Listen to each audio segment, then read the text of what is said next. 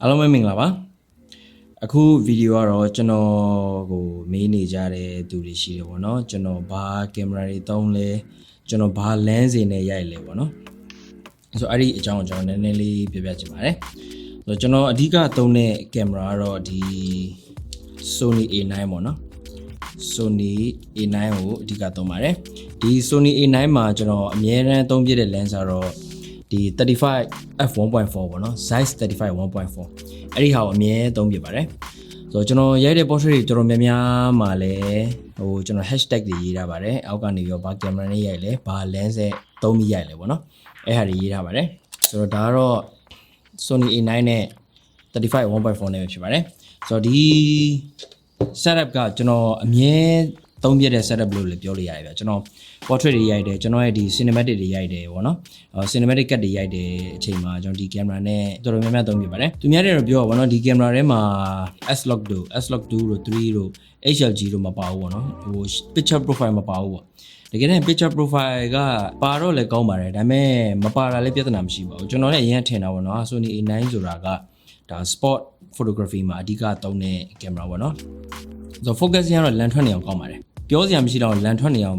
မြန်လွန်းကြည့်ပါတယ်ကျွန်တော်တကယ်ဒါကိုလက်တွေ့သုံးနေတာ2နှစ်လောက်လည်းရှိပြီပေါ့နော်ဒီကင်မရာအခုတည်းတောက်လျှောက်ပြင်းတာဆိုအဲ့လိုမျိုး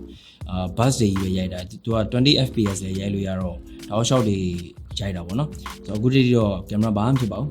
ကောင်းပါတယ်ပြီးတော့ကျွန်တော်ခုနပြောတဲ့ဒီ cinematic cut တွေရိုက်တဲ့အချိန်မှာ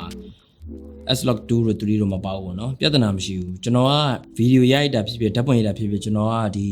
neutral profile နဲ့ရိုက်တယ်ပေါ့နော် neutral မှာမှကျွန်တော် minus တွေထားပြီးတော့ရိုက်တယ် color နည်းနည်းလေးအဲ့မှာတင် flat ဖြစ်နေပြီပေါ့နော်ဆိုတော့အဲ့လောက်တင်တော်တော်လုံလောက်ပြီဗျဆိုတော့ဒါကျွန်တော်ဒီကနေရိုက်ထားတဲ့ဓာတ်ပုံတွေဗီဒီယိုတွေကိုလည်းကျွန်တော် Facebook မှာ hashtag နဲ့ share လို့ရပါတယ်ဆိုတော့ကျွန်တော်တင်ထားပါတယ်ကြည့်လို့ရပါတယ်ကျွန်တော် cinematic cut တွေတော်တော်များများတော့အဲ့အနေရိုက်တာပါဆိုတော့နောက်တစ်ခုကတော့ Sony 12-24G lens ပေါ့နော်super wide lens ပေါ့နော်ဆိုတော့တော်တော်လေး wide ဖြစ်တယ်ဒီ lens ကတော့ aperture တော့ f4 ပေါ့နော် fix f4 ပဲမဲ့ဒီ lens ကတော်တော်ကြီးကိုကျန်းနေဗျာတလားတခြား wide lens တွေဆိုရင်လည်းလို့လေးပြီးတော့သိမလားလုံး front heavy တွေဖြစ်နေဒါကတော့လုံးဝမဖြစ်ဘူးဒီကောင်ပေါ့လေတော်တော်ပေါ့ဘယ်လောက်ပေါ့လဲဆိုတော့အလေးချိန်ကတော့အသေးစိတ်ကတော့ကျွန်တော်လည်းမပြောတော့ဘူးเนาะGoogle မှာရှာကြည့်လို့ရပါတယ်ဒီ Sony FE1224G lens ဘယ်လောက်လေးလဲဆိုတော့လေးချိန်ရှာလို့ရပါတယ်ဆိုတော့တော်တော်လေးကိုပေါ့ရှွတ်နေပါတယ်ဒီဟာကတော့ကျွန်တော် white shot တွေရိုက်ရင်ဒါနဲ့သုံးပါတယ်ကျွန်တော်ဒီportrait တွေတောင်ဒါနဲ့ရိုက်ပါတယ်မဟုတ်ဆိုလဲကျွန်တော်အဲ့လို interior ရိုက်တာတို့ exterior ရိုက်တာတို့ပြီးသွားရင်ဒီ landscape တို့ဘာလို့ရိုက်တာတို့ဆိုရင်ကျွန်တော်ဒီဟာနဲ့သုံးပြီးရိုက်ပါတယ်ကျွန်တော်အရင်တော့ white lens အရင်ကြိုက်တာပေါ့နော်ဒါပေမဲ့နောက်ပိုင်းကျတော့ white lens ကိုတိတ်ပြီးတော့မကြိုက်တော့ဘူးမကြိုက်တာလည်းမဟုတ်ဘူးနော်ရိုက်ရတာရိုးသွားတော့အဲ့တော့ကျွန်တော်ဒီ35 1.4 ပဲအများဆုံးသုံးဖြစ်ပါတယ်ပြီးတော့နောက်တစ်ခုကတော့85 1.4 GM ပေါ့နော် Sony ပဲဆိုတော့ဒီကောင်ကရှင်းပြောရင်ရှေ့ကြည့်နောက်ဝါ lens ပေါ့နော်ရှေ့မတရားကြည့်နောက်မတရားဝါပေါ့နော်ဆိုတော့ Soji lens ပေါ့နော်လူငယ်တွေကြားထဲမှာပြောတာဒါ Soji lens ဘာလို့ဆိုတော့ mainly portrait တွေကိုရှေ့ကြည့်နောက်ဝါရိုက်ပေးလိုက်တဲ့ခါကျရင်မိုက်တယ်ပေါ့ဒါမှ portrait ပေါ့တကယ်တမ်းတော့ဒီ lens ကဘာကောင်းလဲဆိုတော့ bokeh ရမ်းလှတယ် bokeh ကတော်တော်လှတယ်အဲ့လို85နဲ့ရိုက်တဲ့ပုံတွေတော်တော်များများတော့လူတိုင်းတွေ့ဘူးမှာပါတော်တော်များများလည်း85ဟိုရိုက်တဲ့ဓာတ်ပုံဆရာတွေရှိပါတယ်1.8 နဲ့ 1.4 နဲ့တော့နည်းနည်းလေးတော့ကွာတော့အရင်ကွာတော့ဆိုတော့မဟုတ်ဘူးပေါ့နော်အဲ့ဒီကောင်လည်းကောင်းပါတယ်ဒီကောင်ကတော့အရင်နည်းနည်းတော့လေးတာပါဒါပေမဲ့ဒီကောင်ဘာလို့လေးလဲဆိုတော့သူ့ရဲ့ glass တွေကပိုကောင်းတော့အထဲမှာကျွန်တော် CP တက်ထားလို့မဲနေအောင်ပေါ့နော်အထဲမှာသူ့ရဲ့ glass တွေကပိုကောင်းတယ်အရင်လည်း sharp ဖြစ်တယ် bokeh အရင်လှတယ်ပေါ့နော်ကဲလို့ကိုက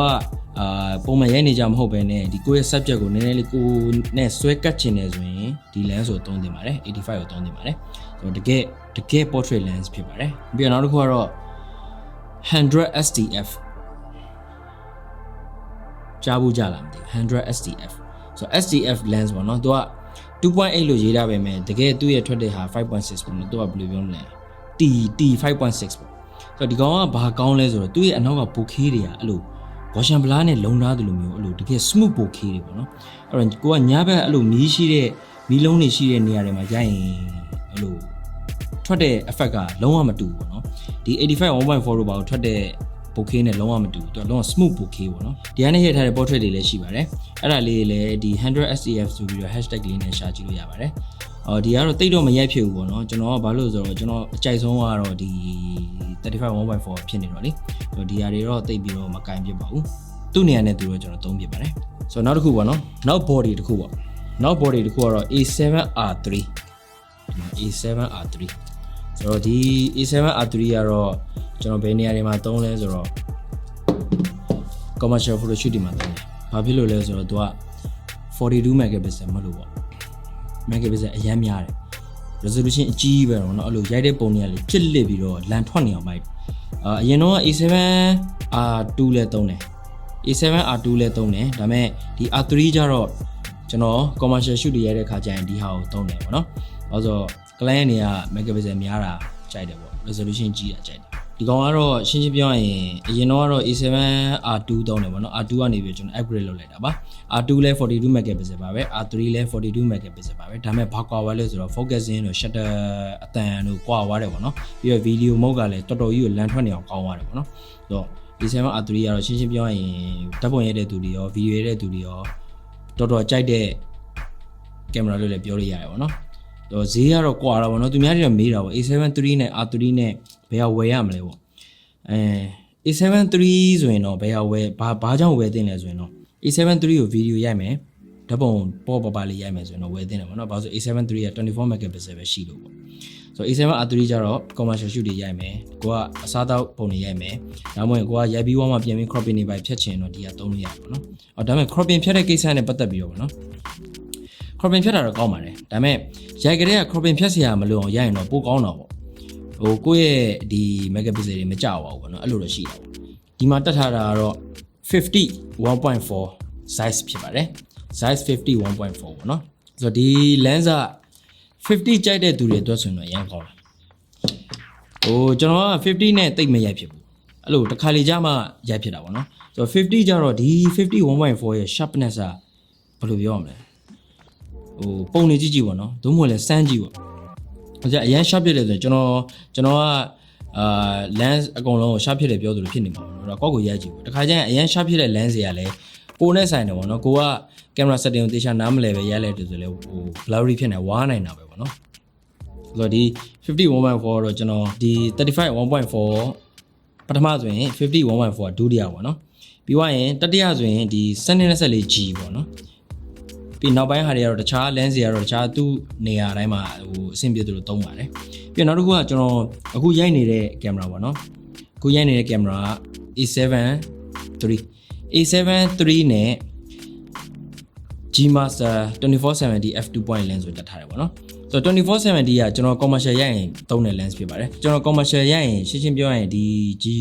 G Master 2470 2 point တစ်လုံးနဲ့ပဲကျွန်တော်ရိုက်ပါတယ်ပြီးရင်ဒီအခု A7 III ကတော့ဒါ video ရိုက်ရင်တော့အဆင်ပြေတဲ့ camera ဆိုတော့ဒီ A7 III နဲ့ GM 2470နဲ့ကျွန်တော်တက်ပြီးတော့အခု video ရိုက်နေတာဖြစ်ပါတယ်ဆိုတော့အဲ့ဒါပါပဲဒါကတော့ကျွန်တော်သုံးတဲ့လက်ရှိသုံးနေတဲ့ camera body နဲ့ lens တွေပေါ့နော်ပြီးတော့နောက်တစ်ခုကအခုလာမယ့်မေလမှာကျွန်တော်ရဲ့ O2X online photography course သင်တန်းရှိပါတယ်